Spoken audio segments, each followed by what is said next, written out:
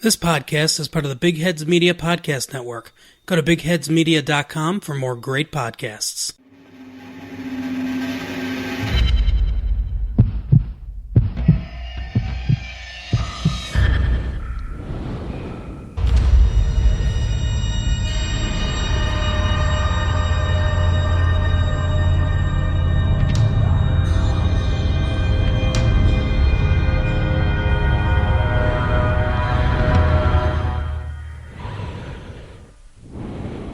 This is Mike. And Beck. And Nina. And we are Brew Crime. So welcome to this episode. We are doing Partners in Crime. So we're going to start out with Nina. So what are you going to tell us about? So for our episode today, I'm going to be talking about Paul Bernardo and Karla Homolka, who are rather famous in Canada, and they're also known as the Barbie and Ken couple. For the beer today, obviously Mike's going to talk about it, but I picked it because of its name, which is a Romantic Devastation. Romantic Devastation is a full-bodied imperial stout with notes of coffee, chocolate, leather, dark fruits, and molasses. All right, let's crack this beer open. It's from Superflux Beer Company. It is 8% alcohol. 80%? 8. Or 8. Superflux Beer Company brews out of Strathcona Beer Company in the Strathcona neighborhood of Vancouver. Oh, I will not like this one. Boy. Wow, that is dark. Mm-hmm. All right, so beer is definitely opaque black. It's got a brown head on it. It's got kind of a dark fruit note, some coffee, a little bit of roast on it. What about you? Do you smell anything else on there? I don't know. Nina? I don't. I'm scared to smell it. It smells like darkness and death. It was a couple episodes ago we had one like this that I think you described it as charcoaly or... Yeah. It's got some roasted malts and sort of burnt coffee, bit of ash in there, leather like it said. There's a bit of dark fruit notes in there.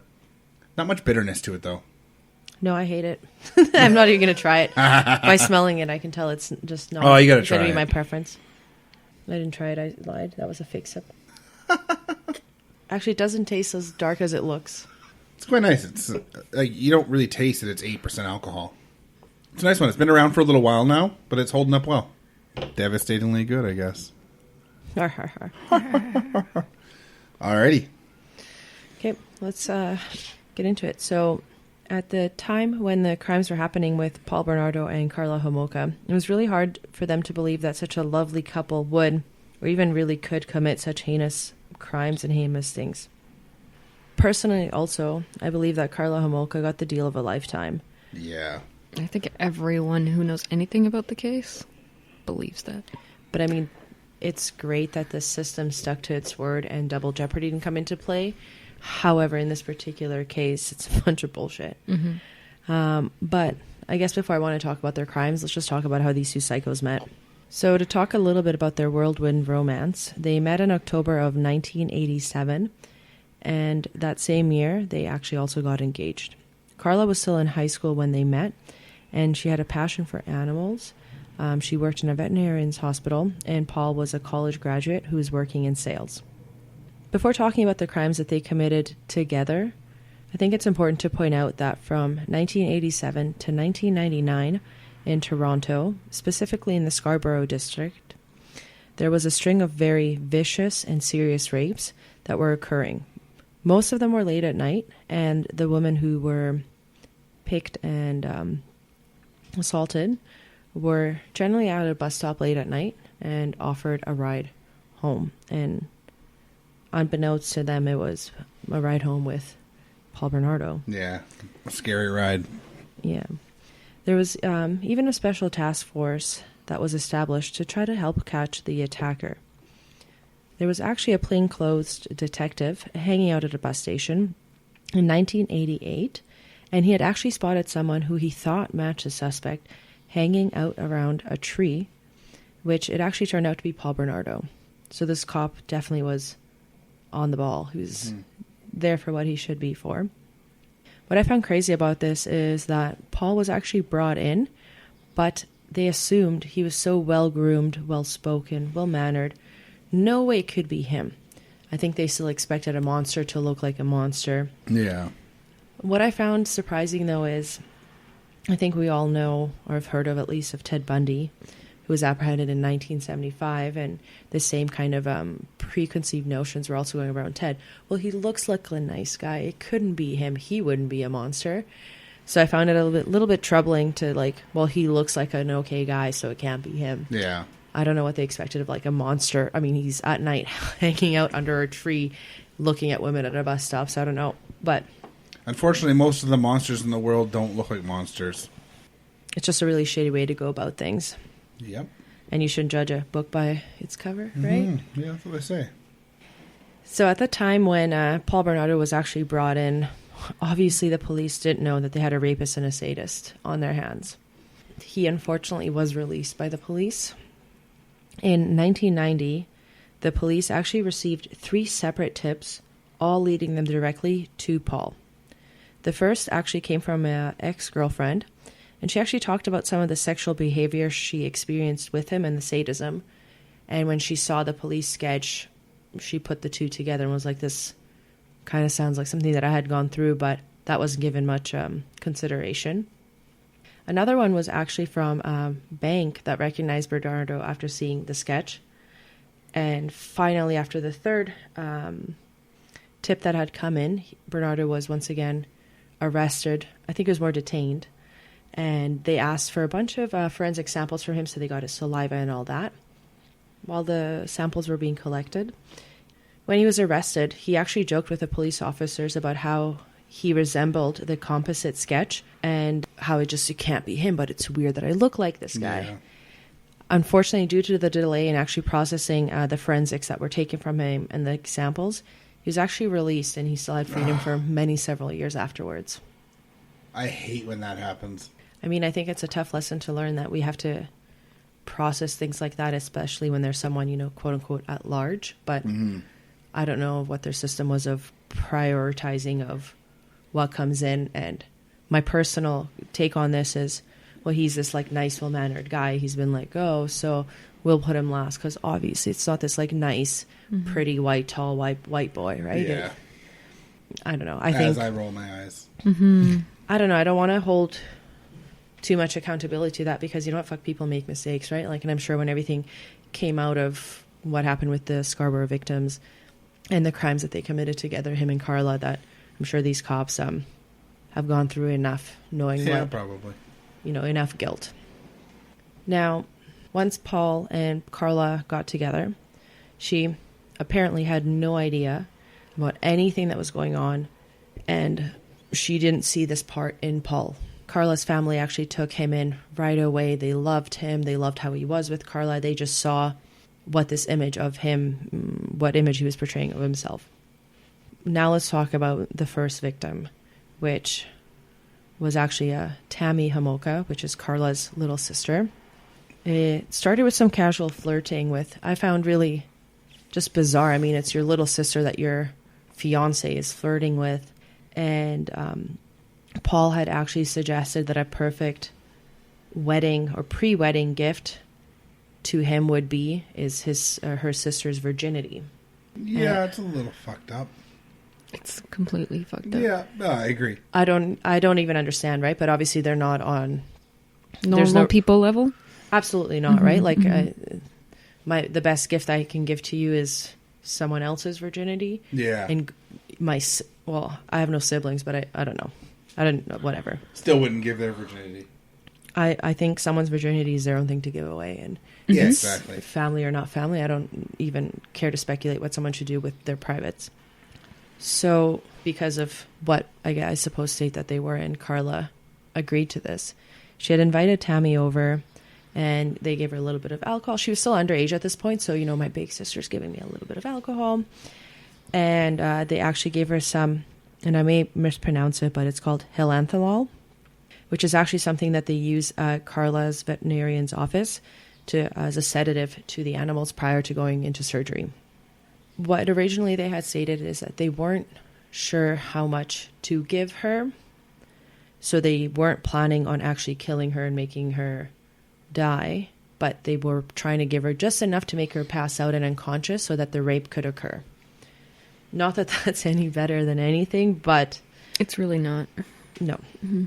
So at this point is where Paul raped her, and at the time of her death, when she was actually started choking and convulsing, is at that point when actually Karla called 911, saying that maybe it's alcohol poisoning, and kind of just trying to swing the story of what was going on. They redressed her and all of that, so it wasn't obvious as a rape. And if you look at it from that perspective, it's, oh, we're going to a family's home, and it's in the wrong circumstances to think that something fishy was going on.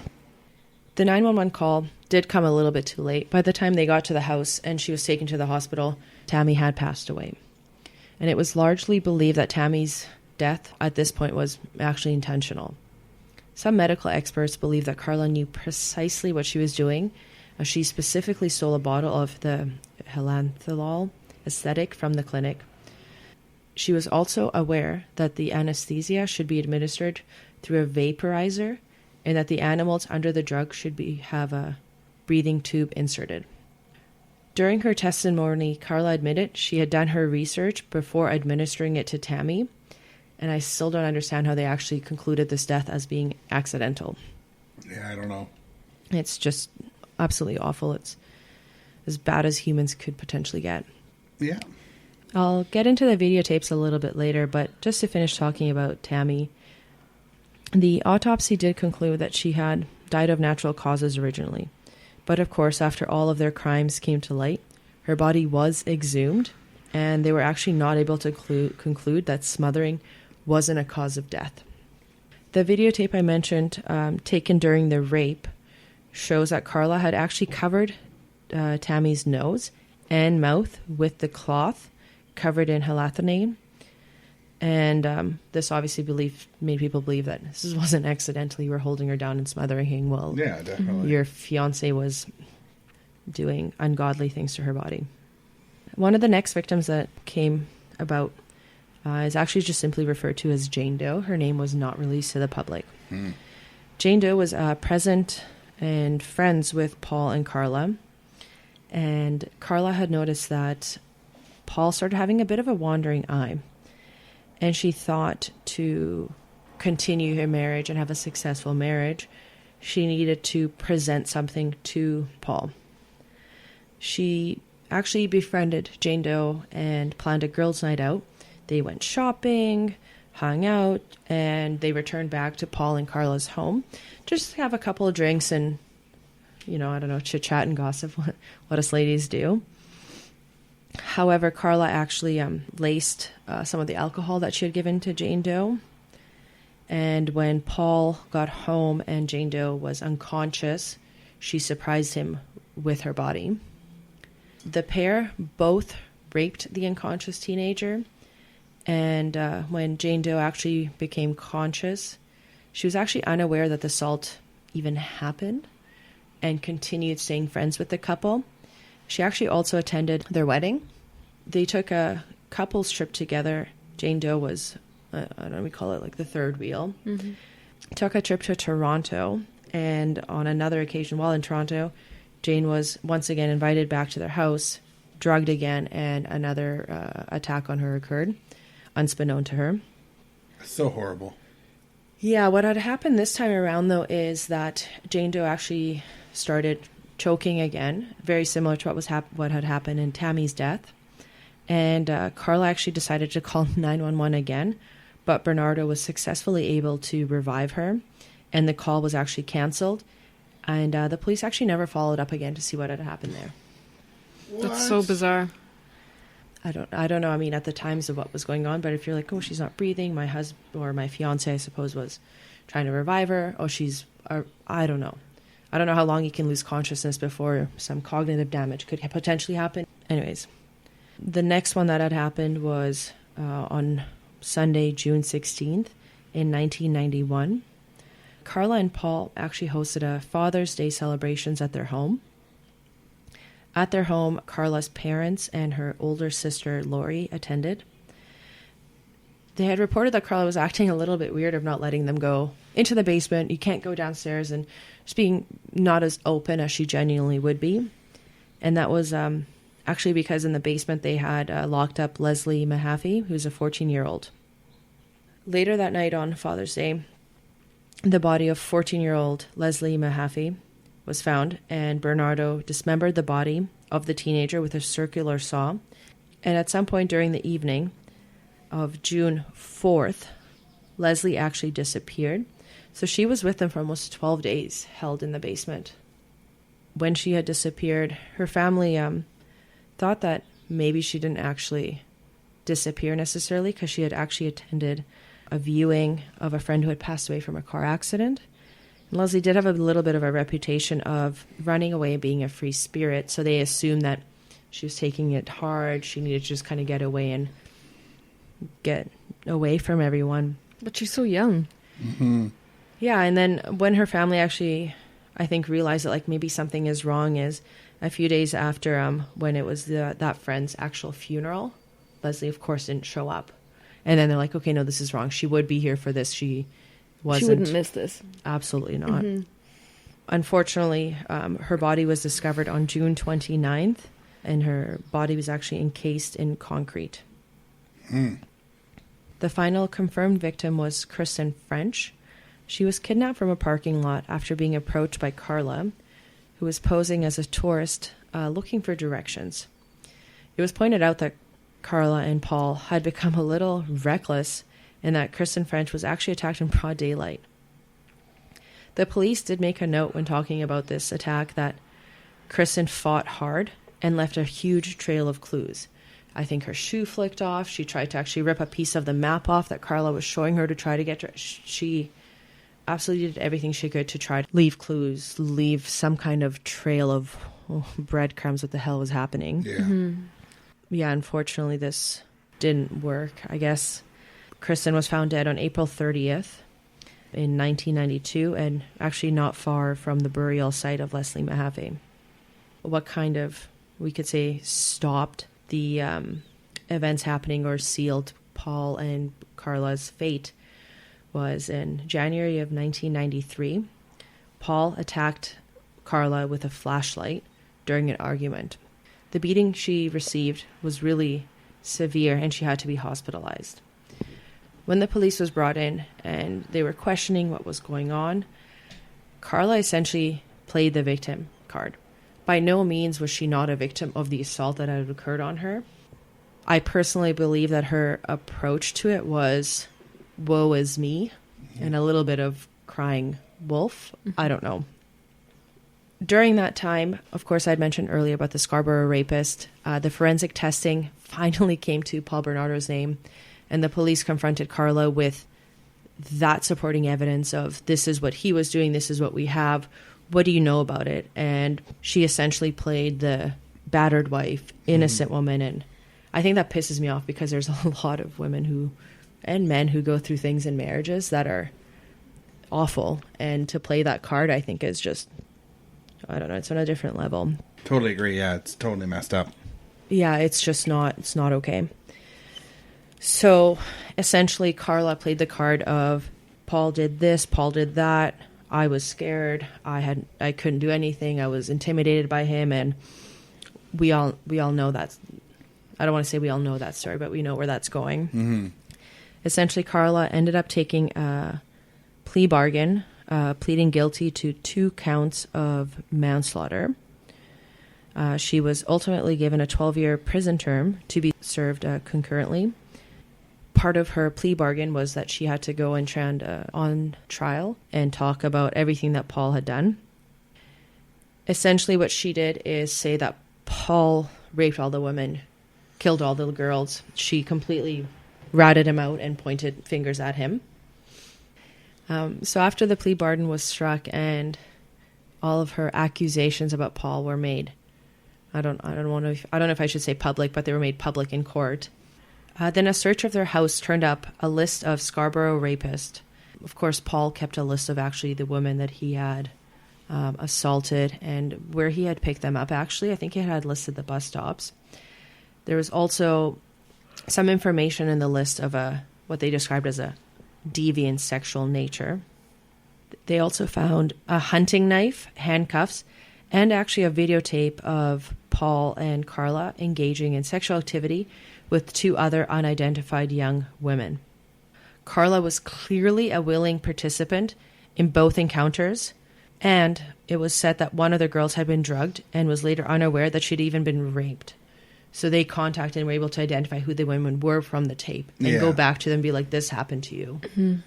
I think the only thing worse than being raped is not knowing you were raped. Mm-hmm. It's like just to not to know. And you know what? It happens so much more than it's actually reported. I mean, in this instance, there's a video that had happened, but had there not been that evidence, it would be none the wiser. Yeah, no, for sure. It's awful. So after Karla was sentenced, the police actually missed other videotapes that were in the house. So Karla was sentenced, and of course the next trial that was ongoing would have been Paul's. On May 6th in 1993, another 6 8mm tapes were retrieved that were hidden in the Bernardo home, and they were turned over to Bernardo's lawyer. Not until September 22nd in 1994, so almost a year after, the tapes were actually given to police. Holy shit. But his lawyer was building a case of how Karla was full of shit. I'm sorry, but you should be charged as a lawyer if you're hiding that kind of evidence. Mm-hmm. It was very, very public, and the lawyer seemed to have gotten into no shit. But it could be do something with what evidence he has to submit during the trial. Yeah. So I don't completely understand the logistics of that. Neither but the do tapes, I. Someone knew about the tapes for over a year. Yeah, Mm-hmm. But that seems criminal to me. I don't care if you're trying to keep your client out of prison. But That's criminal. His client would have been in prison regardless of what was on the tapes. But it was more, how would they reduce his sentencing based on the false testimony given by Karla? Still, I know. criminal. I'm just talking logistically speaking. definitely. The law is what it is, and it was used right. I shouldn't say used right. It was used to the letter of the law. Maybe it's so wrong, but yeah. Yeah. The tapes that were particularly found were specifically of Tammy Homolka and Kristen French being tortured and raped. Karla was clearly a consenting accomplice. So her whole entire story, being frightened and forced into hiding this secret, not knowing what was going on. She was scared. She was clearly seen in these videos as a willing participant, and one of the things said enjoying what she was doing. Of course, this case gained a lot of headlights and captured the attention all across North America. The prosecution received a lot of sack, and I quote, making a deal with the devil and giving Karla only a 12-year sentence for her role in the crimes. However, it has to stand by its agreement. At the point it was made, they believed her battered wife and not a willing participant. And I hate to say it is what it is, but that's just how the law unfortunately played in her benefit. Yeah, she got lucky. So lucky. Yeah. Bernardo's trial began on May 1st in 1995. The trial lasted for only 4 months, and Bernardo was found guilty of all charges against him, 2 counts of first-degree murder, kidnapping, forcible confinement, and aggravated sexual assault, and 1 count of committing an indignity to a human body. He was declared a dangerous offender, making parole very unlikely. And of course, last bit, where are they now? Paul is still serving his sentence in jail. As for Karla, she was released after serving her full 12-year sentence, and she's remarried, and she has 3 children of her own. The last report I was able to see is that she was found living in Montreal, and I came across this in 2017, that she's actually volunteers at her child's elementary school and oversees other little children. Yeah, it's so fucked. Someone who actively was involved with killing teenagers. Let's put them in charge of children. Yeah. That's like the Mary Bell case that we were talking about for the kids that killed. Mm-hmm. Except she got out of jail, and the first job she had was in a daycare. Yeah. But I mean, with Karla, obviously her name has changed. It's on a different name, and it's not like she had applied for a job, because obviously a criminal record check would come up with something, but due to the name change, it's not like she can't remarry. I don't know who would marry her, God, knowing what and who she is. Yeah. having 3 kids of her own. But as an adult, when you apply for a job, one of the questions is usually, do you have a criminal record? But nothing points to her actually having a job after all of this. True. It just points to being remarried and having 3 kids of her own and And a volunteer a job or parent something. teacher association, whatever it is, right? But I would find it very... No way would my kids be in a school with someone like that. No, fuck Yeah. no. But how do you know better? Right? Like, I mean, some people who don't know the case, who don't know the logistics of the case and everything that happened, maybe might not recognize her, right? If I saw a blonde lady who's 5'6" walking on the street, I wouldn't be like, oh, that's that bitch. Like, I don't, you wouldn't know better, right? Yeah. And I don't want to say it is what it is, right? But she served the sentence she received, even though it was nearly not enough of what it should be. She should be in jail. Yeah. But if we want to believe in our justice system and our law, I don't, but... no, I agree with you. Like, the victims, more justice should have been served to what had happened to them. And even the victims that we weren't identified, because there was still 2 of the women, and I mean, Jane Doe was identified, just her identity wasn't shared. But Yeah. there's definitely other victims. And they were even saying with Paul specifically, there was other Scarborough rape victims that haven't even come forward or didn't know that they were part of that same cycle. Or Yeah. Well, unfortunately, some of the women probably don't know they were raped. well, with Paul Bernardo, what his MO was is they would have known. But with the 2 of them, unless you knew, you went to their house and then woke up with a mad hangover. Yeah, but that's the thing, right? I mean, you go out and drink, you may not realize how much you drank. You could end up drinking more than you thought, so you'd have a mad hangover. Not realizing that mad hangover is from the drugs they slipped in your drink. It's just unfortunate of how much was lost. And I feel like, sure, we can blame our justice system for, Karla not getting a harsher sentence or whatever. Yeah. But at the same time, too, why... I think Karla's a fucking psycho. Yeah. I don't know if it took Bernard or Paul to cause her to actually act out in the violence of the nature to be actually murder. But why wasn't the forensic testing done, and why wasn't he taken off the street? Yeah. Had he been taken off the streets, him and Karla, Barbie and Ken would have not happened. Yep. I'm not saying that was the end all and be all, and Yeah. I'm sure there's a lot of people who are kicking themselves in the butts for not catching that. But come on. Yeah. So I think the system failed the people quite a few times, but at least we saw some justice. And Paul's still in jail, which is where he should stay forever. So yeah, that's all I have for my partners in crime. And yeah. All right. Well, we'll get some more beers here set up, and we'll get to the next group of shitheads. More assholes. Yeah, exactly. All right, for my story, I'm going to cover the San Francisco Witch Killers. For my story, I got the Uncommon Brewers Golden State Ale, because California is considered the Golden State. Cool. It says, the rich Belgian-inspired aroma of our Golden State Ale is complemented by bright Pilsner malt and a nutty bite of toasted poppy seeds in the finish. So I guess technically we could probably fail a drug test with this beer. What? Yeah, oh, yeah, Poppy seeds, Poppy right. seeds, yeah. Opium. 6.4% alcohol. It's 28 IBU. And it actually looks like they might have written that writing onto the label. It's kind of weird. This is actually brewed in BC at Craft Collective Brewing. But it's not actually where the brewery is from. It's actually from the States. So Uncommon Brewers is from Santa Cruz, California. But they're contract brewing out of Craft Collective in Vancouver for the Canadian beers. So yeah, it's a slightly cloudy kind of, is that amber color? Honey? Honey amber color. It's got a white head, but it's a little off-white.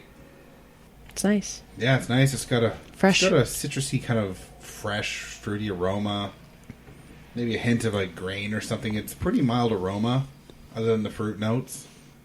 I like it. Yeah, it's very citrusy, a little earthy, maybe a hint of pine or something in the flavor. A little bit of grain in there. It's not bready, but it's a little grainy. Really drinkable. Nina doesn't hate it. You know what? I've lucked out. Yeah, this has been a pretty good day for both Beer. episodes we've recorded today. She has only hated one of them. Mm-hmm. It's not bad. 10 out of 10 would listen again. The 1970s found James Carson as a family man in the Phoenix area. He was a well-educated man with a master's degree in Chinese studies. One of those useless One of those degrees. made-up degrees. Yeah, exactly. He lived with his wife and daughter, Jen. His daughter remembers him as a wonderful father, and she can remember that she was a daddy's girl back then. They started to change for the family, though, when Jen was only 5 years old. His wife began to notice big changes in his personality and changes in his behavior, and she would grow to fear James. The year 1977 was when his wife decided to flee with Jen. She would move around as often as possible, worried that James would follow them, but it seemed that he was not interested at the time. Susan Barber was a recently divorced mother of 2 teenage boys. She had been unhappy for some time, and there were rumors she had been messing around with her son's friends. Oh. Yes. Stacey's mom. Yeah, exactly. She was living the country club lifestyle, though, in Scottsdale, Arizona. When James and Susan met, he was a busboy at a restaurant and a pot dealer. Winner. Yeah. The two of them hit it off, and they started dating, pushing them both deeper into substance abuse. Susan was almost 10 years older than James, and she was also the one in the relationship that would wield the power. She was said to be the puppet master, and James was her weak-minded student for her deranged ideologies. Wow. They decided that they should change their names, with James changing his name to Michael Bear, while Susan changed her name to Susan Bear, changing the S to a Z in Susan, in the middle. Whatever. Yeah. Sure, Suzanne. Suzanne, I don't know. James would tell his little daughter that God had given him his new name. Susan would create her own DIY religion that she would call Islam, but would not be that at all. With an S with a Z instead of an S. Yeah. Yeah, exactly. Islam. Is a lamb. The whole thing was just an elaborate set of beliefs that would be used to justify their future crimes. They held the beliefs that homosexuality, abortion, and witchcraft were causes for death. Boo. But Wait, of course, I've heard of these two. you might have, yeah. Yeah. But of course, like all good cult leaders, drug use, murder, theft, and even driving without a license was totally fine. Of course. It's a casual day. Yeah, exactly. Mm-hmm. Moving to 1978, the two of them would head off to Europe looking for weak-minded people to follow their new religion. They would preach their ideals and try to incite a crusade against witchcraft. Bum, bum, bum. I have a feeling these two would have a better time in 2019 finding followers than the late 1970s. Just looking at the current political situation in North America. I don't know. Cults were pretty big in the 70s. Yeah, but the whole witchcraft and... But now they have a platform where they can go onto and cast their spells onto other people's minds. Not spells. Through the land of Facebooks.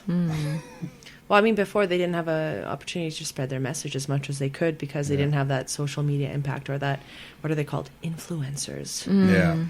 So. You got these Trump fanatics supporting these kind of fucking nut bars. Luckily, these two lacked a very important part of the puzzle when it came to cult creation. They were not very charismatic, like people such as Charles Manson. It also did not help that their ideologies contradicted themselves all over the place. In an ironic twist, the two would be married at Stonehenge under the moonlight. Oh my god. A rather pagan celebration. Oh my god. Stupid. Yeah, no, just totally fucking stupid. After a year in Europe, they came back to the United States. They would move to Hayden-Asbury, a neighborhood in San Francisco, California. This was the birthplace of hippie culture and was a big place for drug use, art, mysticism, and basically anything counterculture going on at the time. The couple would hit the drug scene hard when they got married and would fit right in with their weird beliefs. Of course, Susan thought of herself as some kind of yogi and mystic and thought that she had insight into the past, present, and even the future. Kind of weird when they hate witchcraft. Mm-hmm. I mean, how do you hate something that isn't a thing? Like yeah. Whatever, right? They would go around town claiming to be vegetarian Muslim warriors. Do you know a fun fact about witches? The What's first, that? known witch or culture is actually from Serbia. Yeah. So I might be a witch. It's fine. Okay, yeah, I can believe Descendant of which? Yeah, there's a really great Vice documentary where they go to this old Serbian baba's house. that. Oh, nice. And she reads their fortune from a cup of coffee that they turn around and the way the grains fall. Similar to Harry Potter when they Reading see, the tea leaves? Yes. Remember when I said they believed homosexuality, abortion, and witchcraft were reasons for murder? Well, they claimed that a higher power was calling on them to kill these enemies to protect the country's future. Shades of Alex Jones and his crazy bullshit. You've all heard of them, right? Or heard of him? Mm-hmm. He was just finally banned by Instagram and Facebook. Mm-hmm. Makes me happy. As James or Michael continued down this bizarre path, his ex-wife would go on as far as to take steps to hide both herself and her daughter in fears that he might try to abduct her. She went as far as to cut ties with all of their mutual acquaintances. The murders would begin in 1981 with their 23-year-old roommate. Karen Barnes, no relation to Susan, was originally from Georgia and was an aspiring actress that had moved to California to try to make the big time. While Susan and Michael were hitchhiking during a rainstorm, they say that they got orders from God to kill Karen.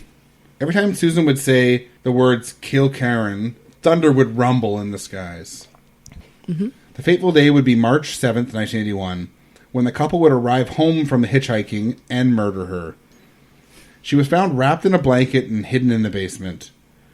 When they unwrapped her, they found 13 stab wounds, and her skull was crushed. The murder began with Susan demanding Michael hit her over the head with a frying pan. When they did not kill her, she demanded that he stab her to finish her off. Why did they kill her, you ask? The reason for this is Susan believed that she had faked the conversion to their brand of Islam, as well as being a witch. She also thought that she was stealing her yogi powers, whatever that means. Whatever. Yeah, no shit. The two fled, though, before the body had been found. The evidence showed that the killers were likely known to Karen, though, so the two became prime suspects. It is believed that the real reason behind the murder was more likely that she would not engage in a polygamous relationship with the couple. The couple would flee California for a while and head to the mountains of Grants Pass, Oregon. They would stay here until the spring of 1982. I guess they thought that the coast was clear as they decided to move back to California. They would not move back to San Francisco, though, as they would land in Alder Point in Humboldt County. This is the region covered in the true crime documentary Murder Mountain that came out in 2018. I saw that. Yeah. It's really good. As a bigger tie into the documentary about murder at Humboldt County, especially in the outlaw marijuana grow operations, they moved into one of these pot farms. That's why I turned to these two morons. Yeah. Because I watched that documentary on Netflix. I don't think that the couple was all that well liked at the farm, as they would preach about being anarchists and they would go on about the revolution. They even predicted that there would be a nuclear apocalypse soon. They've been wrong so far. Yeah. I mean, time is relative, so soon could really mean anything, but... But this was 82. I know, but... In May 1982, before I was born... Me too. Yeah. In May 1982, Michael Not me. would shoot and kill a fellow worker on the farm, Clark Stevens. He was murdered because of an argument they had been having and nothing more. They dismembered him and tried to burn his body. They then buried his body under a chicken fertilizer in the woods. It took 2 weeks for Clark Stevens to be reported missing to the Humboldt County Sheriff. I'm amazed that he was even reported missing, as these were illegal grow operations, and there was already a big push to drive the growers out, if you've watched that documentary that was on. Mm-hmm. His body was found, though, only after Susan and Michael had fled the county. They're good at that. Mm-hmm. On their brooms. No, they were killing witches. Oh, well, how do you hunt a witch? You gotta become one with them. Vacuums, I don't know. Because brooms? Wow, that was weak. Yeah, it was weak. They were once again considered prime suspects, though. The police would search their belongings they left at the farm, including a manifest that they had written that pushed for the assassination of President Ronald Reagan. Was he also a witch? Probably. No, sorry, he was a warlock. Yeah, that's true. Yeah, exactly. Yeah. Technically speaking. Michael would be picked up by the police in November 1982 in Los Angeles when someone he knew saw him hitchhiking. There was a police screw-up, though, and Michael was released before he could be questioned by the Humboldt County detectives, and he vanished. He may have been able to disappear, but he did leave evidence. He left a mugshot, his address, where he was living, and a gun in the police car. How the fuck did he leave a gun in the police car? Hold on. Did he take his own fucking selfie as a mugshot and leave it behind? It's 82, so probably not. They probably got his mugshot. A Polaroid? But how does he leave a gun? Did they not search him? Yeah, before putting it in the car? I don't understand. A little confusing, yeah. Then in January 1983, Michael and Susan were looking to hitchhike in the Bakersfield, California area when they were picked up by Charles Hellier, a 30-year-old man going to Santa Rosa. They trekked across California for a full 300 miles. That's a long fucking time. I don't know what 300 miles is as a Canadian. It's like, what, 6 kilometers? Isn't it 2.2 differential? Well, I don't know. 482 kilometers. Oh, okay. So from here to Burnaby. Oh, no, we're in Burnaby. What? No. Okay. Nice. It's Faulty. fine. I'm doing my best. Much further than that. Of course, at some point, Susan would get a message from God telling her that she must kill Charles because he was a witch. They were headed down a highway in Sonoma County when the fight broke out in the car, with Michael pulling out a gun and trying to shoot the driver. He was luckily able to get control of the gun, and while fighting them off, he was able to pull the car off the road. Once on the side of the road, the passerbys said that Michael ended up getting the gun back and shooting Charles dead. The police were called by other motorists, and a high-speed chase broke out. It did not last long, though, and they were taken into custody. Not very good at high-speed chases, are they? Mm. The couple worked out a deal with the police that they would put in a plea of guilty if they were able to hold a press conference. So why don't you work with these pieces of garbage, right? Mm-hmm. Mm-hmm. At the press conference, they would admit to murdering the 3 victims, Karen Barnes, Clark Stevens, and Charles Hellier. But they would claim that they were all witches and had to die. Mm-hmm. It's like, why would you give these kind of fucking people any kind of spotlight? But I mean, at least it's a quote taped confession, right? Like they're doing your job for you. Yeah, I guess. Unfortunately. Yeah. They would then go on to preach about their weird as hell cult religion based off of Islamic beliefs, hippie spirituality, and the likes. Of course, after holding the press conference, they did not hold to their part of the deal. They put in a plea of not guilty in court. Now, luckily, the court saw through this bullshit and convicted these 2. The 2 first were convicted to 25 years for the murder of Karen Barnes on June 12th, 1984. When the verdict was read, Susan screamed, "What is my crime?" Clearly not listening. Maybe fucking murder. Mm-hmm. Maybe. So she was really a delusional woman. The next trials would go on later, where they would first get 50 years to life, and then after that they would be both given 75 years to life. They appealed their convictions, and by 1989, all 3 appeals were overturned. They are still in prison today, and as of 2017, they still showed no remorse for their crimes.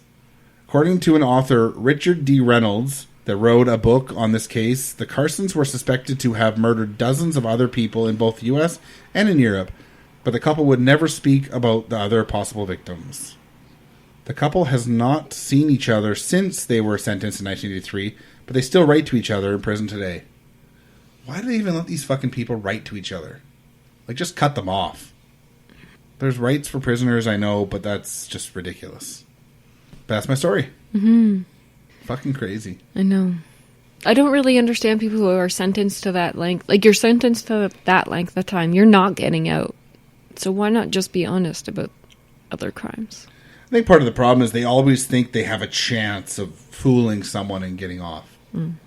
But I don't know. I mean, like, if something that they thought that they were doing was ridding the world of these evil witches and whatever, you don't want to make yourself look evil or barbaric, right? So the bigger number you commit to, the worse you look, right? Like, I'm not saying they have a conscience or anything, but if it's about self-preservation, I can see how someone might rather be like, oh, I didn't do any of this, I didn't do that. I wouldn't be like, yeah, so I murked this person, that person, this person, burned her at the stake. Like, but if they think that they believe they did it because these people were evil witches, yeah. So why aren't they like, you're welcome, I did this person and this person, and Well, that's I where the did it delusion for sets in, you. right? Like you're full of fucking shit. Yeah. Maybe they should have moved to Salem and gone back in time. I don't think that was an option. Yeah, no shit. And they didn't burn people anyways. They hung them. All right, well, that's my story. Hey, this is Mike of Brew Crime. Have you heard of the newish podcast app Podcoin yet? This is the first podcast app that will actually pay you to listen to your favorite podcasts.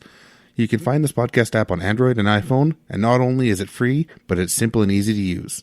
Even if you've had a few too many brews, listen to this podcast. While listening to episodes, you gain Podcoins that can be used to buy gift cards or even be donated to charity.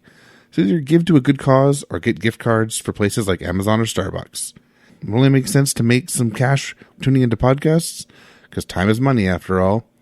If you use the invite code BrewCrime, you can even earn 300 bonus Podcoins just for signing up.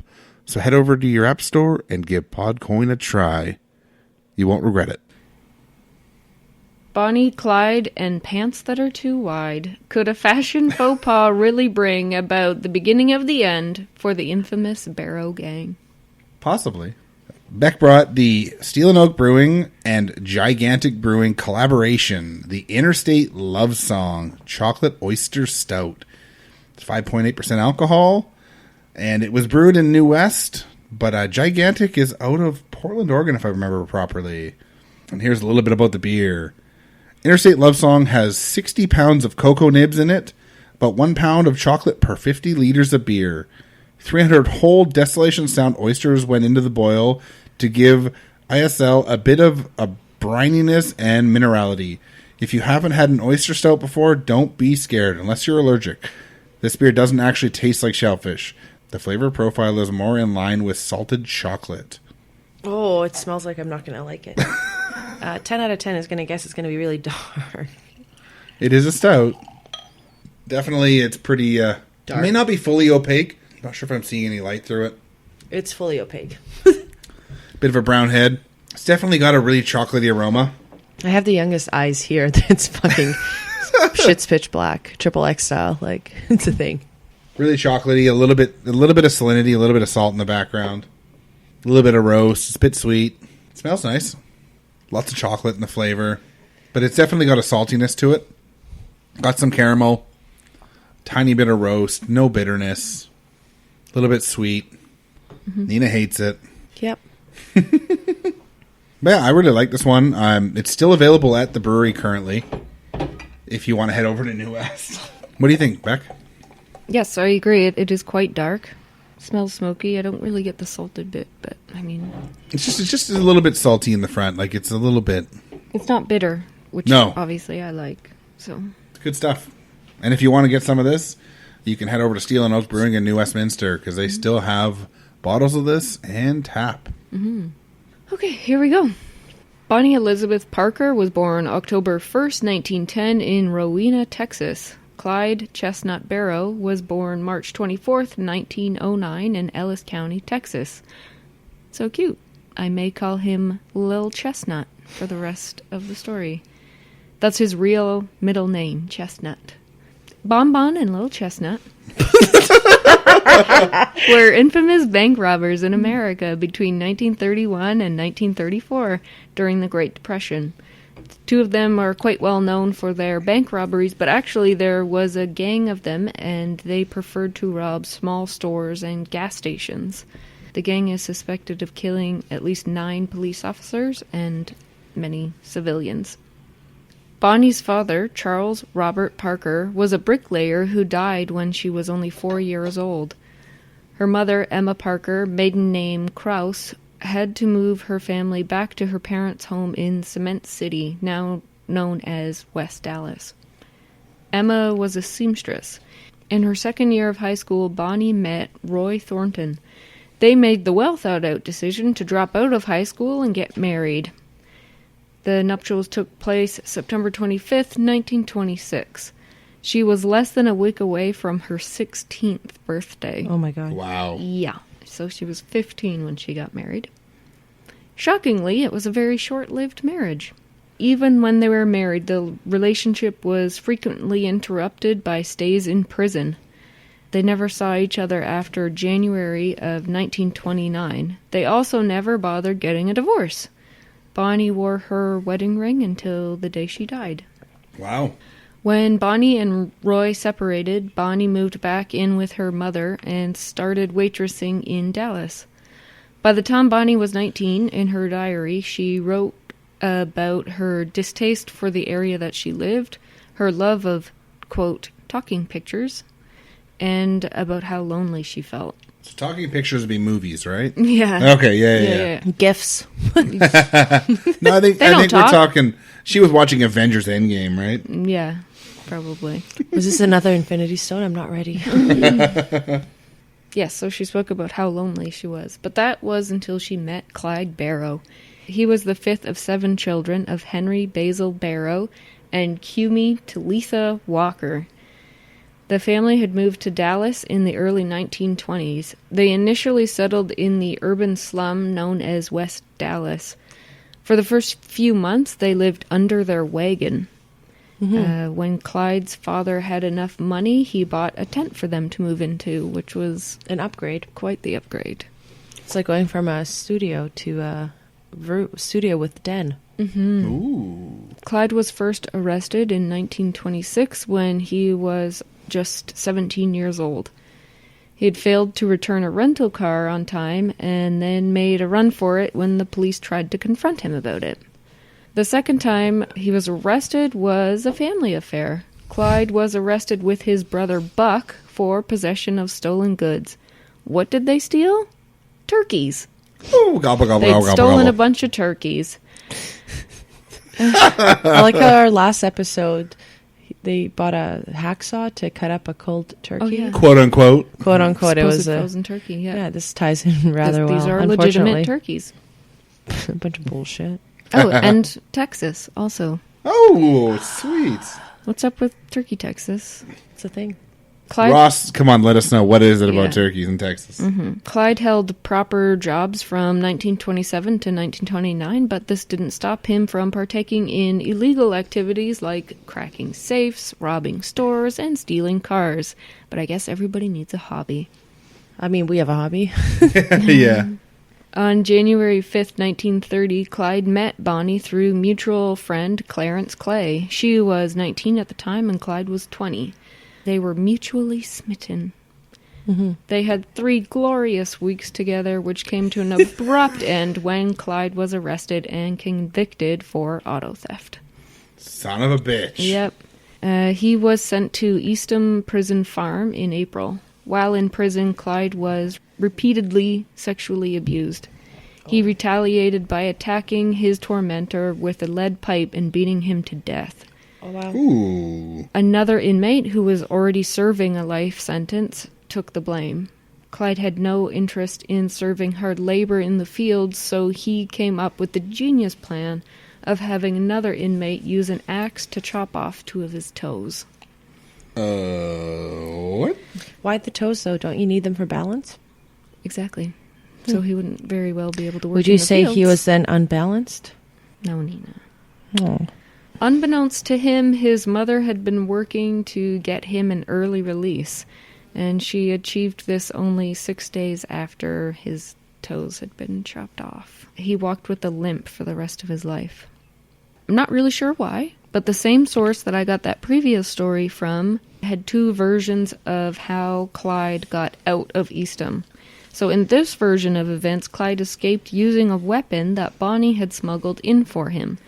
He was captured and sent back really quickly, but then he was paroled on February 2nd, 1932. By then, Clyde was 23 and a hardened, bitter criminal. His sister Marie said that something awful must have happened to him in prison because he was a different person when he got out. A fellow inmate, Ralph Foltz, said he, quote, watched Clyde change from a schoolboy to a rattlesnake. Once they were out, Clyde and Ralph did a lot of smaller jobs like gas stations, grocery stores, at an alarming rate. Clyde favored the M1918 Browning automatic rifle, aka BAR. According to Ralph, the goal was to get enough money and firepower to go back to Eastham and free a bunch of prisoners. Makes sense, yeah.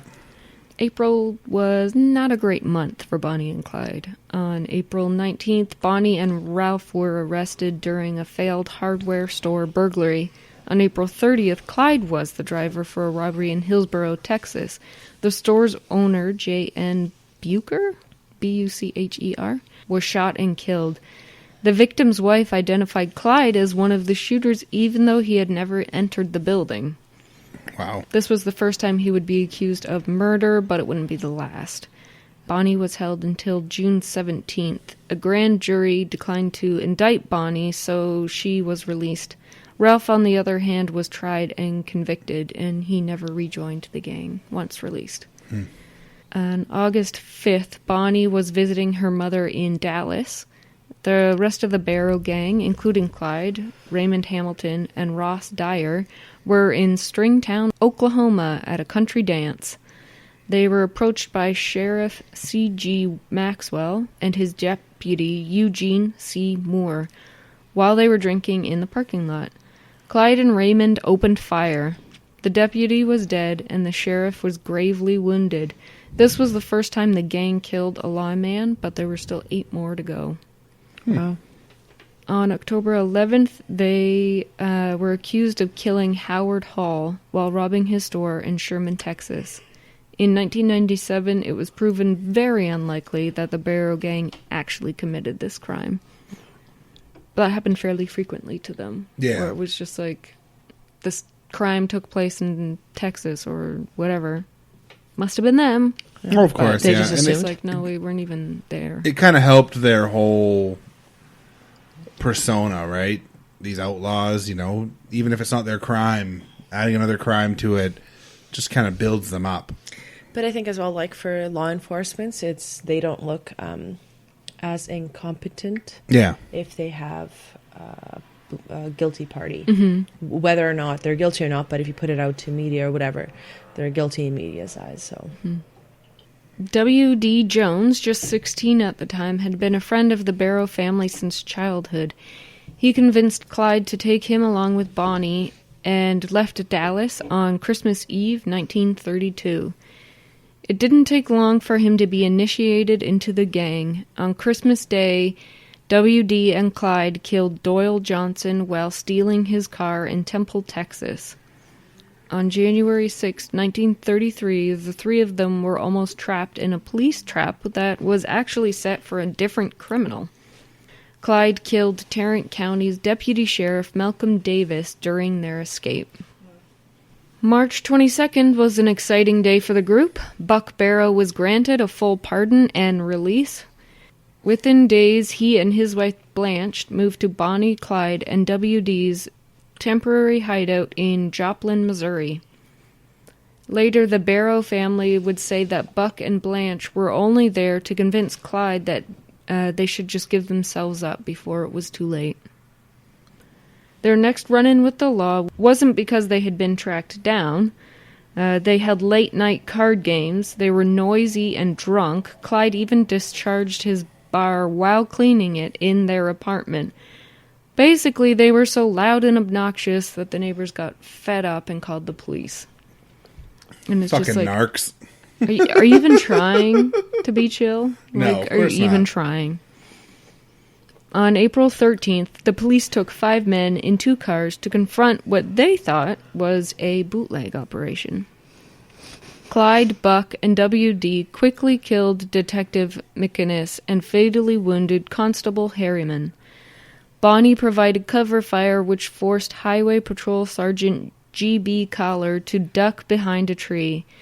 As the .30 caliber bullets entered the tree, wood splinters became lodged into his face. Ow. Wow. Yeah. Get wood. Okay. It's one way to get wood. The gang slowed just enough to get Blanche from the street. She had been chasing her dog Snowball, who had run from the noise. And yes, there will be pictures of Blanche and her dog Snowball I available love to see on dogs. the website. According to the surviving officers, they had only fired 14 rounds. Mm-hmm. One got W.D. in the side, one ricocheted off a wall and grazed Buck, and one hit Clyde, but was deflected by his suit coat button. That's one hell of a button. That's cool. Yeah, it is. Like, literally life-saving button. The group escaped, but had to leave basically everything behind. A couple of interesting bits found after they fled, aside from the obvious, money, guns, whatever. There was a camera with a roll of undeveloped film and a poem that Bonnie had written. The photos on the camera are now the infamous ones, probably the ones that everyone has seen of Bonnie and Clyde, and they're like jokingly pointing a gun at each other. So those pictures are actually from a roll of film that WD had taken pictures just like one day. Wow. They were just like posing for the camera, but they never got the photos developed until the police actually had them developed. A few of the pictures also had pictures of Bonnie smoking a large cigar and holding a pistol. Later, according to WD, Bonnie never even smoked cigars. She was just doing it for the pictures. She actually chain-smoked Camel cigarettes. The poem that they had found was titled The Story of Suicide Sal. And Bonnie had written another poem called Trail's End, which read like Bonnie and Clyde's life story, basically. And it later became known as The Story of Bonnie and Clyde. Wow. We'll have that available to read on the website. Perfect. I'd love to read that myself, yeah. I have it here, but I don't actually want to read it. Nice. So, yeah, you'll be able to read it on the website. The poem and photos soon popped up in the newspaper, and the gang went from being relative unknowns to front-page news. They traveled from Texas to Minnesota over the next 3 months. They committed various robberies along the way. Some were successful and some were not. While committing robberies, they even occasionally took hostages. One such occurrence was in Ruston, Louisiana. While trying to steal Dillard Darby's car, they ended up taking Dillard and his passenger, Sophia Stone, along with them. This type of thing happened several times between 1932 and 1934. They typically released their victims far from home, occasionally giving them enough money to get back. Well, That's occasionally nice. Yeah. But, what is the point? Just to steal their shit? Yeah. Then just leave them where they're at, though. car. I don't know. I guess if they just steal the car and leave them there, then the police are chasing them much sooner. Whereas if they take them with them for a couple days, then they're already... Well, it definitely seemed like Bonnie and Clyde were liked by the people, but not by the cops, so... Like a Robin Hood kind of thing? thing? and not quite Robin Hood, but from everything I know, they were not hated by the people. So you might steal from the people, but you probably don't screw them over too badly. It's like, yeah, we stole from you, but you're okay. But here's a bus pass, you'll be fine. I don't know, I'd be fucking choked. Oh, so would I, yeah, but different times. So, like Mike was saying, stories like this, as well as their more violent escapades, were frequently featured in newspapers. The Barrow gang was a shoot first and ask questions never kind of group.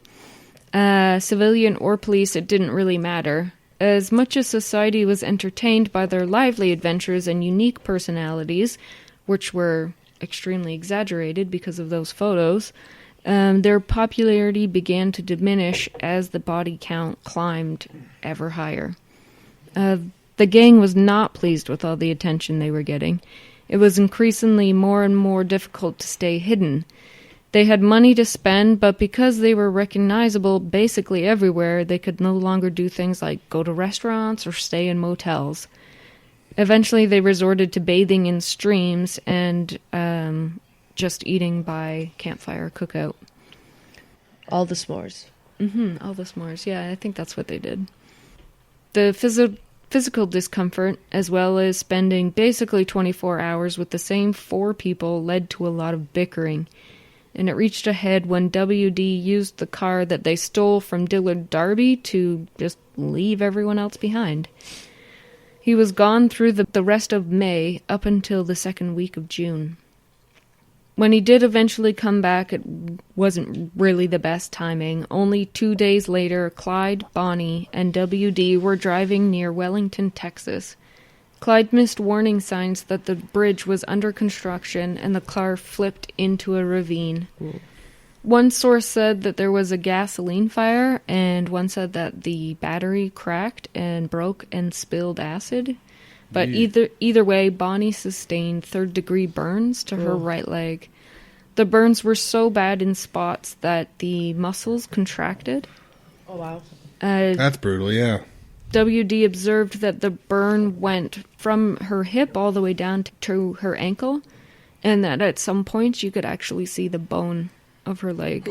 That's disgusting. Yeah, I know. They weren't sure that she was going to live through it. The trio got help from a nearby family. The three of them then kidnapped 2 local lawmen and rendezvoused with Blanche and Buck. The gang was together again. Woohoo! Woo! They hid out in a tourist court near Fort Smith, Arkansas, so that they could nurse Bonnie's burns. Buck and WD then loused up a robbery in Alma, Arkansas, and killed town marshal Henry D. Humphrey. This renewed the lawmen's want to capture or kill the gang. The gang had to flee again despite Bonnie's condition. Eventually, Bonnie could hardly walk. Clyde would carry her around, or she would just hop on one leg. In July of 1933, they started renting 2 brick cabins at the Red Crown Tourist Court in Missouri. Not the best place for them to stay.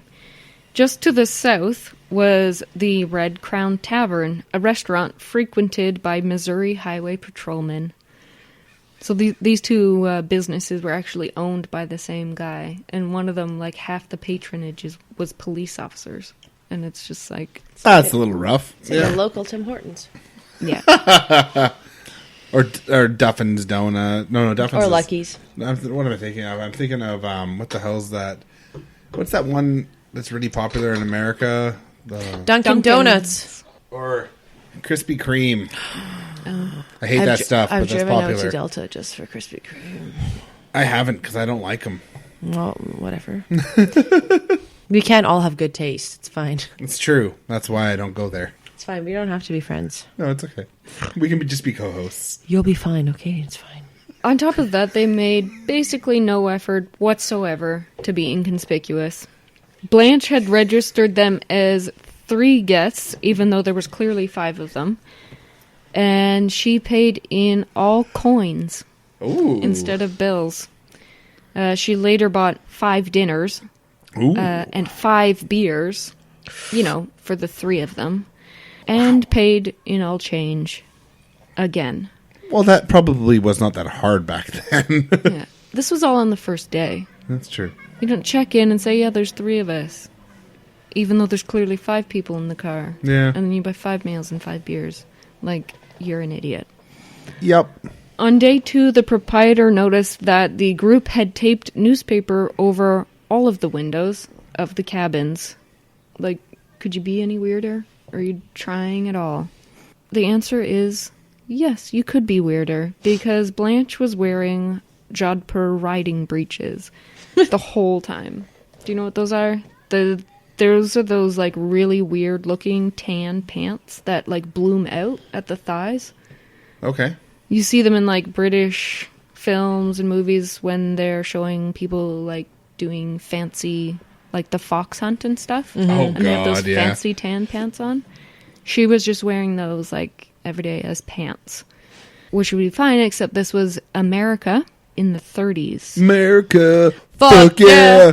Sorry. And it's just like... Damn it, Blanche! Are you even trying? Gonna save the No. motherfucking day, yeah, America. Fuck yeah. We the But best. no, there were people 40 years later that mentioned that these pants were what they remembered most about this group of people being in town. Damn.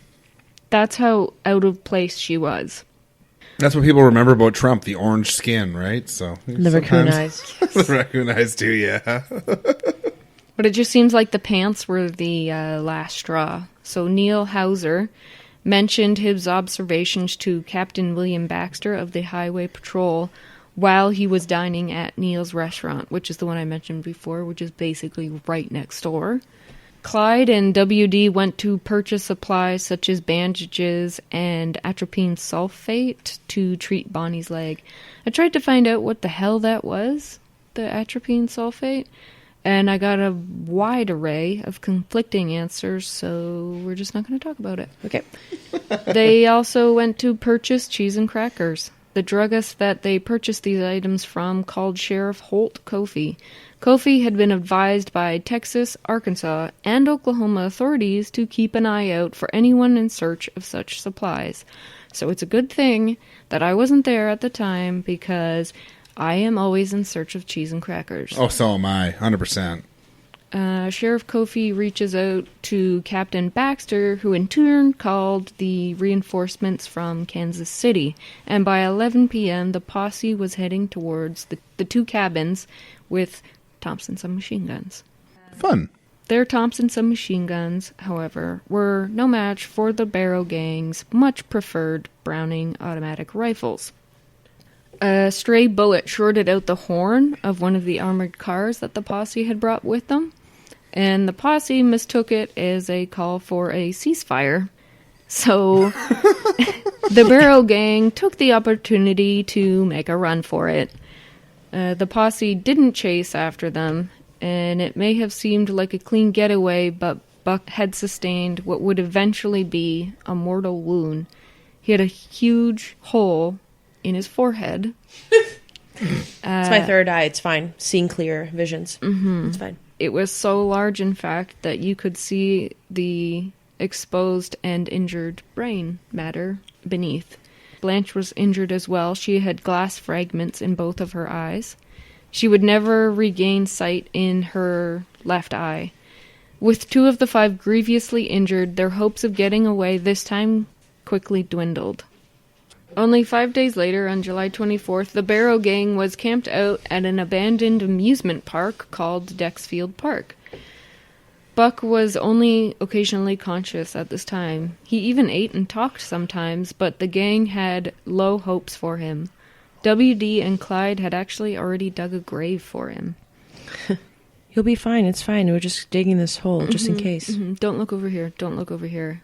Positive thinking. Positive Yeah. thinking. It didn't take long for the local residents to notice the bloody bandages and report them to the local lawmen. The lawmen, as well as about 100 spectators, surrounded the gang and shots were fired. Bonnie, Clyde, and WD still managed to escape on foot. Buck was shot in the back, and he and Blanche were soon captured. Hole in the head, hole in the back, Buck still managed to survive another 5 days after this. Wow. He had gotten post-surgery pneumonia, and that is what finally took him. Holy shit. It's kind of badass. I mean, obviously, Yeah. the hole in the head and the hole in the back didn't help him out, but it was actually, he technically died of the post-surgery pneumonia. And hey, I've had pneumonia before it's that fucking knocked me out like 7 days straight, 5 days of work. It is brutal. Mm-hmm. The remaining trio were on the run for the next 6 weeks, but by the beginning of September, they wanted to see some familiar faces. They decided to risk the trip to see their families. They hadn't seen them in 4 months. WD left Bonnie and Clyde in Dallas and continued on to Houston to see his mother. On November 16th, he was arrested in Houston and taken back to Dallas. Meanwhile, Clyde committed several small robberies with local accomplices, while his family and Bonnie's family tried to take care of her very serious medical needs. On November 22nd, 1933, Bonnie and Clyde were on their way to meet with family in Texas. As they were pulling up, Clyde sensed that something was up and continued to drive past. Sheriffs Smoot Schmid, Yep, sure. Yep. Deputy Bob Alcorn and Deputy Ted Hinton quickly opened fire. The family members were not hit in the crossfire, but one bar bullet went through the side of the car and hit both Bonnie and Clyde. They still managed to escape. 6 days later, a Dallas grand jury indicted them for the January 1933 killing of Tarrant County Deputy Malcolm Davis. On January 16, 1934, Clyde took a huge risk by planning and executing the escape of several prisoners, including Henry Methvin and Raymond Hamilton, from Easton Prison, which was apparently his big plan all along, was to help people escape from that prison. This generated even more negative publicity for Texas. While escaping, Joe Palmer shot prison officer Major Joe Croson. Prison Chief Lee Simmons repeatedly promised him that everyone involved in the breakout would be hunted down and killed. Major Croson died just a few days later. The Texas Department of Corrections had had enough. They contacted former Texas Ranger Captain Frank A. Hamer.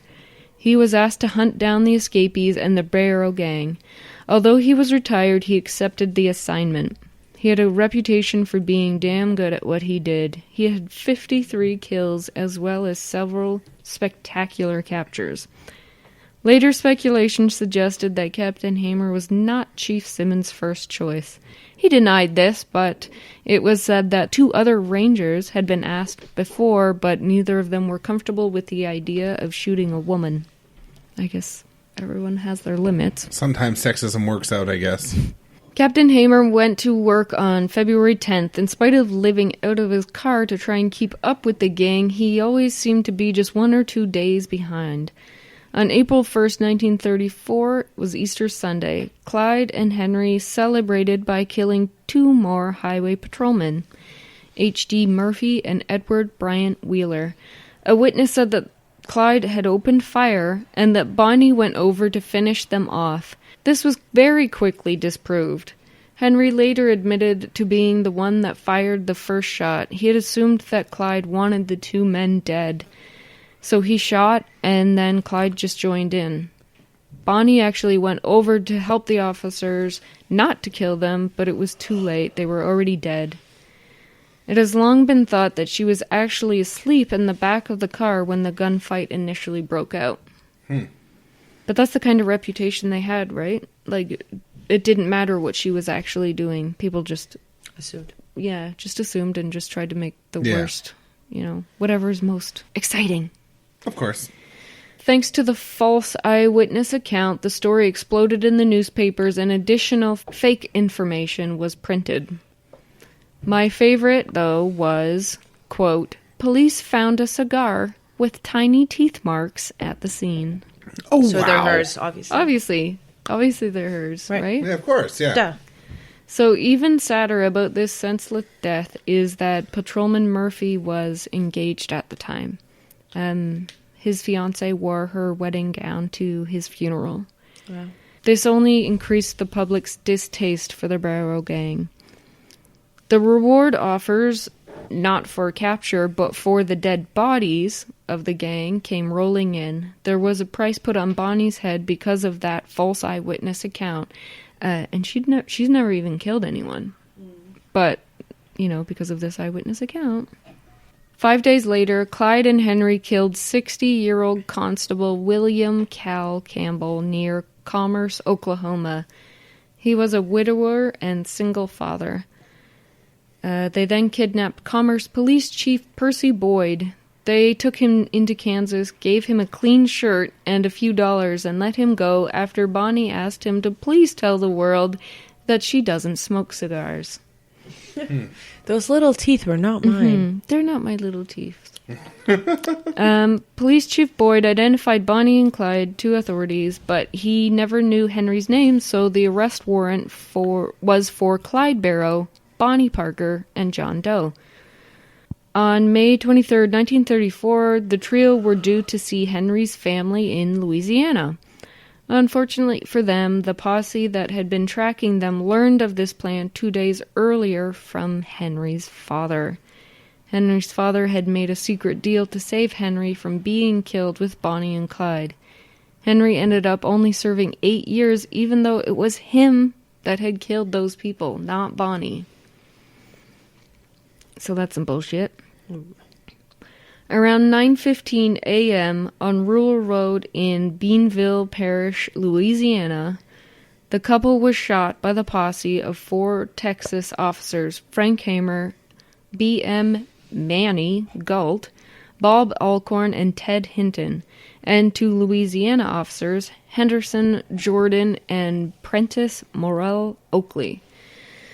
As there were 6 men involved in this one event, there are at least 6 different versions of what took place. The criminals were warned. No, they weren't warned. They fired first. No, we fired first. I killed Clyde. No, he killed Clyde. You get the idea. I mean, it was a million different stories. Yeah. So what we do know is that approximately 130 rounds were shot to kill 2 people. According to the posse, they just kept shooting until all of the guns they had were empty. They didn't want to take any chances, but it seems a bit excessive. The coroner officially listed 17 entrance wounds on Clyde's body and 26 on Bonnie's. Oh, wow. Both of them received several headshots. The undertaker had difficulty embalming the bodies because of all the bullet holes. Hamer, Jordan, Oakley, and Hinton went into town to telephone their bosses. A crowd began to gather, so Galt and Alcorn were left to guard the scene. They quickly lost control as the crowd jostled to steal souvenirs from the wreckage. Wow.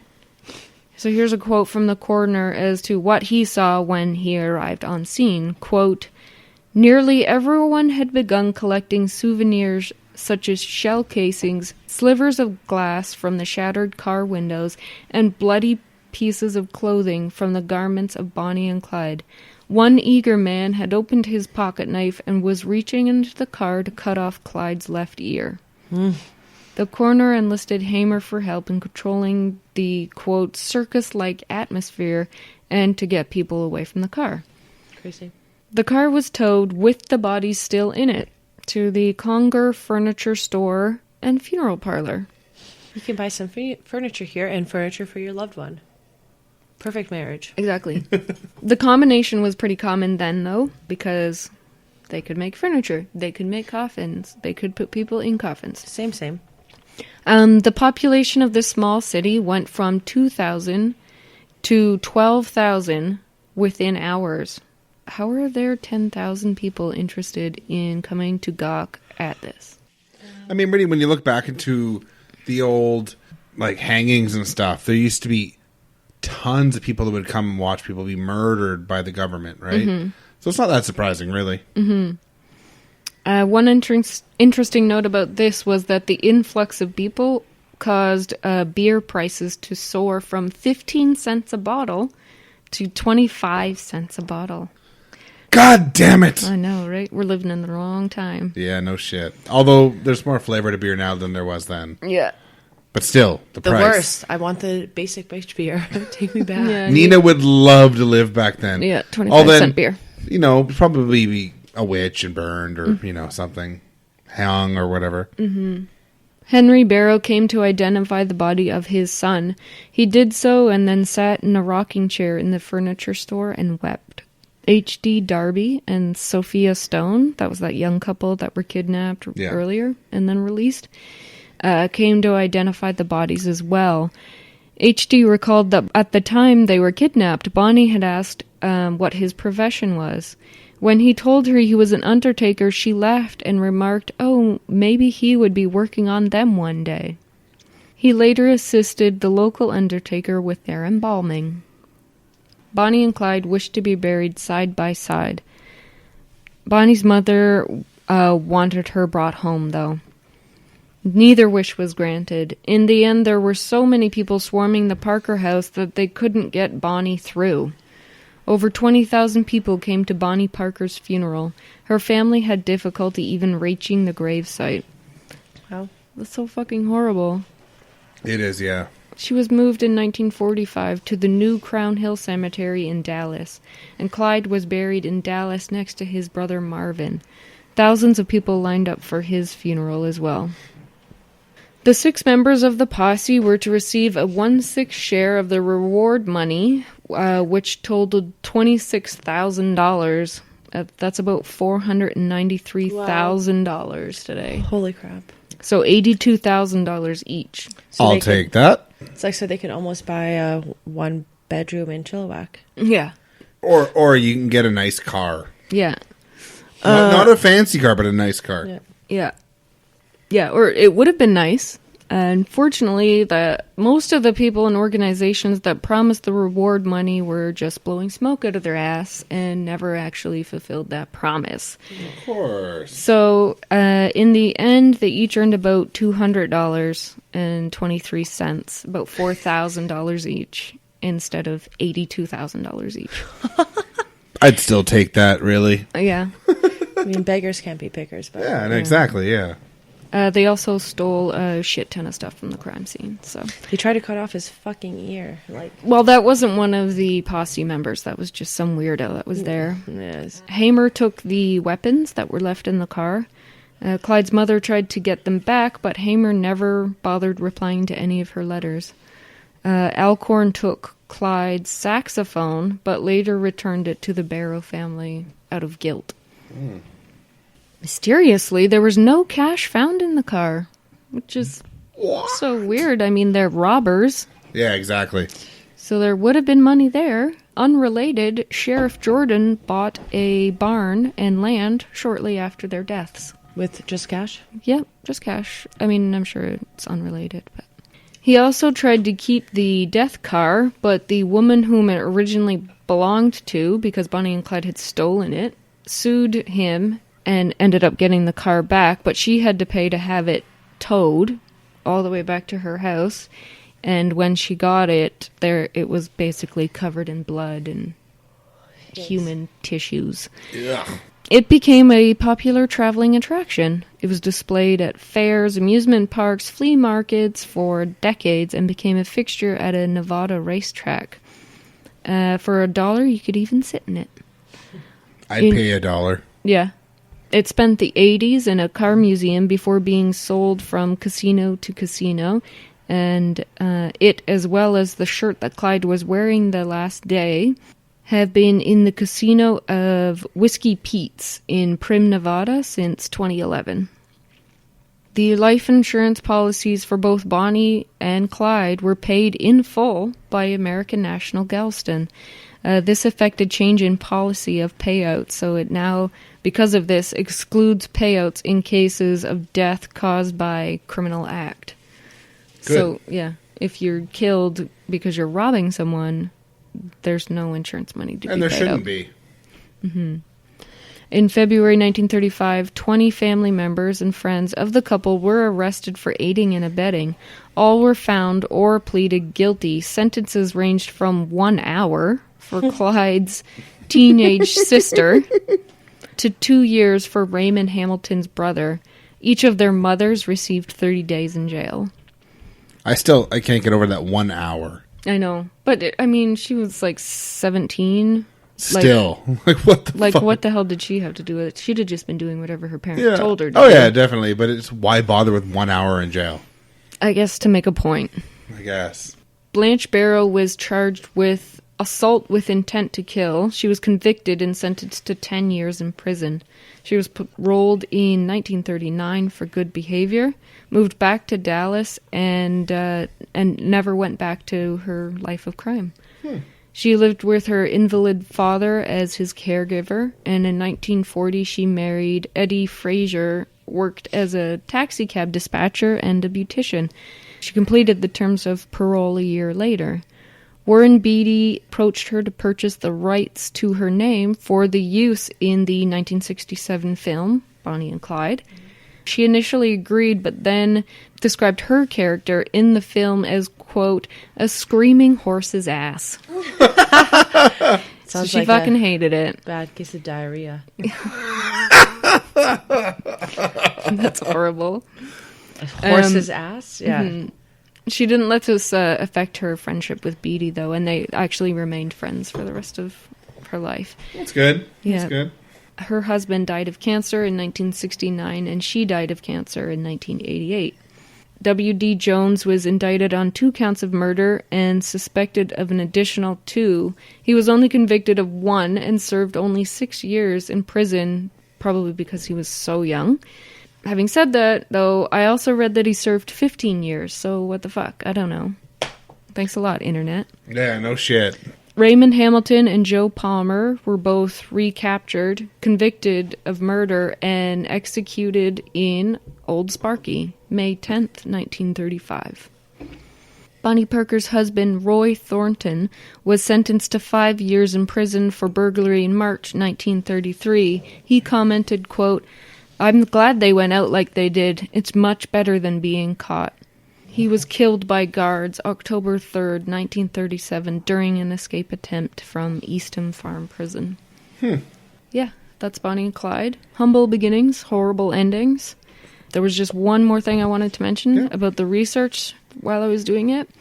I came across a movie called Bonnie and Clyde versus Dracula. And it is as horrible as it sounds. It sounds awesome. So horrible. Oh my god, it's bad. But yeah, you can see it on YouTube. Big surprise, it's free. Because no one's paying for that garbage. It's not a Netflix feature, really? No.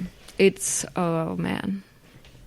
So bad. Actually, speaking of Netflix features, there's actually a fairly recent movie on Netflix called The Highwaymen. Yeah, which I intentionally avoided. Yeah. Because I didn't want it to influence any of my research. It's not bad, and it wouldn't have affected too much of your research, really.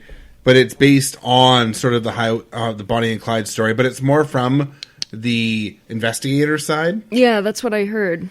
And it's Kevin Costner and Woody Harrelson. Yeah. It's not their best work, but it's a pretty decent movie. I watched it, and I did enjoy it. It got 7 out of 10 on IMDb. Although 56% in Rotten Tomatoes. Yeah. So it's not bad, but, I mean, if you want to look into more about Bonnie and Clyde, it's worth checking out. Okay. All right, well, thanks for tuning in to Brew Crime. If you want to check us out, you can go to brewcrime.com. You can go to Twitter and Facebook at Brew Crime. You can go to Brew Crime the group on Facebook. You can also find us on Pacific Beer Chat on Instagram, where we share with my other show, Pacific Beer Chat. You can also find us at brewcrime.com if I didn't mention that already. I think I did. We're also on Patreon now. You can find us at patreon.com/brewcrime. You can help us make the show better. We've got supporters, the Phase of Our Lives, Amber, and the 3 Beers In podcast. They're helping us try to make this show better. We're going to try to upgrade our equipment, upgrade our hosting, maybe even get our episodes out there early and without ads. So if you want to help us out, help support us at patreon.com/brewcrime. Thanks for listening. Thank you. And if you have any suggestions for episodes, let us know. We'd love to cover something you're interested in. Mm-hmm. Thanks. This was actually a fan choice, actually. Sorry, I forgot to mention at the beginning of my story that Bonnie and Clyde was a fan pick by Mark. He knows who he is, and I didn't ask if I could say his last name, so I'm not going to. Perfect. Well, thank you, Mark, for the suggestion. Mm-hmm. Cheers.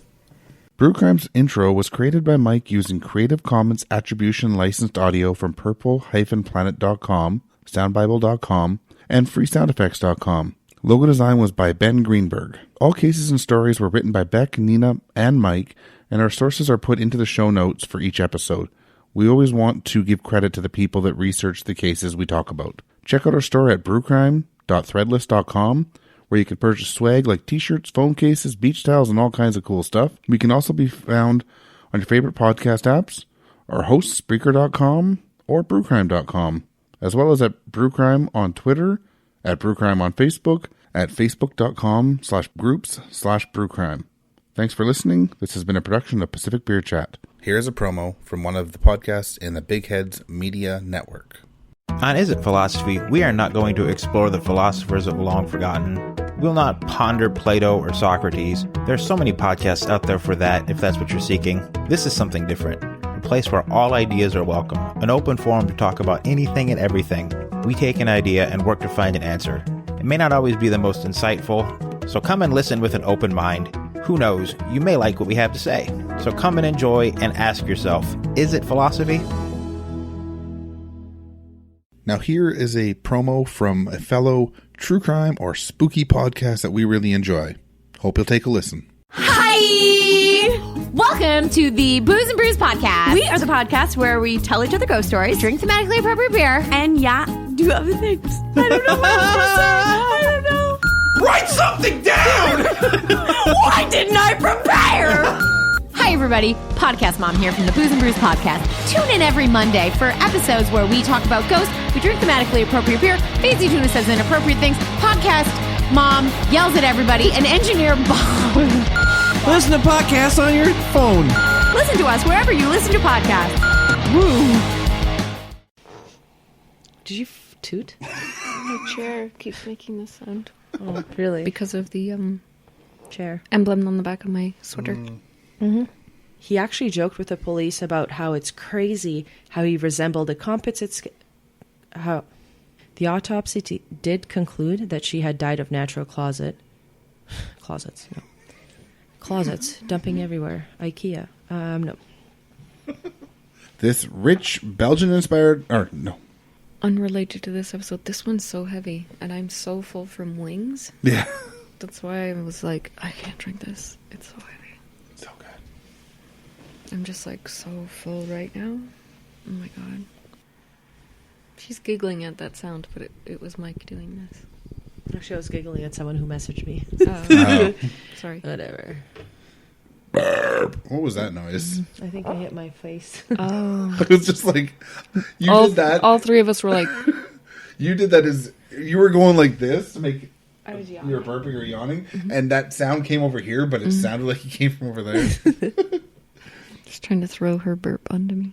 Exactly. It wasn't a burp. No, my ear Yes. connected to the mic. Okay. Continue.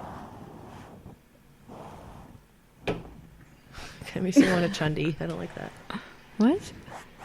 I like this, though. My schnoz. Yeah. All right, we're ready again. Yeah. Okay.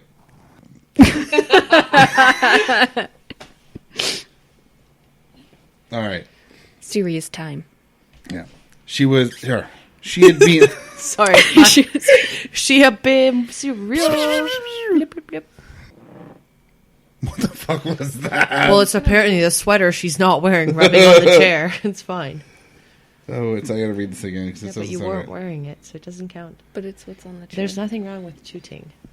It's a natural body Okay. thing. Your body has to release gases. It's fine. Like that. And Whole- a B at the end. Yeah. Zlamba. Yeah. Zlumba. The evidence showed that the killers were likely known to Karen, though she had became... Oh. I can speak. Words. I have finally met that spot. The evidence showed that the two...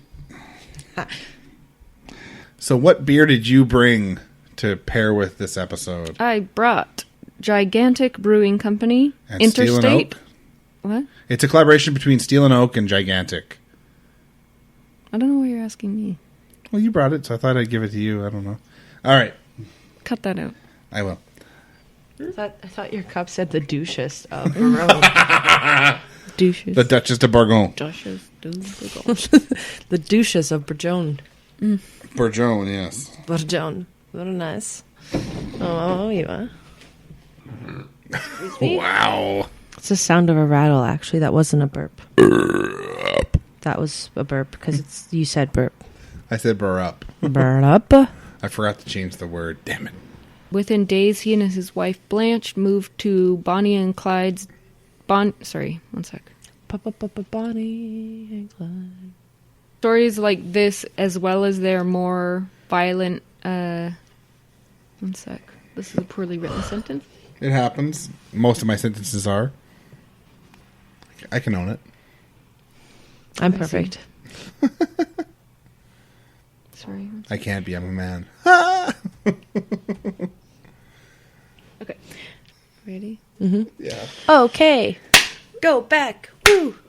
5 days later, the Clyde and... Nope, that's not right. 5 days later... Remix. Okay. The coroner officially... Sorry. What? She No, didn't... that's just that. Yeah. Okay. She didn't.